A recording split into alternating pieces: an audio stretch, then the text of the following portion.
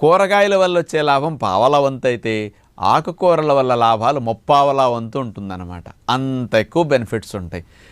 ఆకుకూరల్లోనే రక్తం బాగా తయారయ్యే ఐరన్ కానీ, విటమిన్స్ కానీ, మినరల్స్ కానీ చాలా ఎక్కువ ఉంటాయి.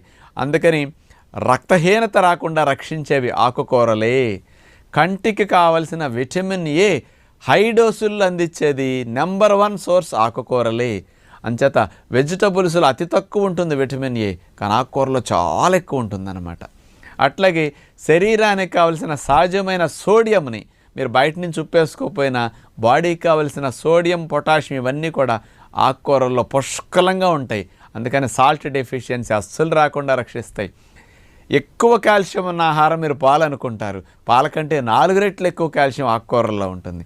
అందుకంత రెగ్యులర్గా ఆకుకూరలను మీరు కనుక తినగలిగితే అసలు కాల్షియం ట్యాబ్లెట్ వాడక్కర్లేదు.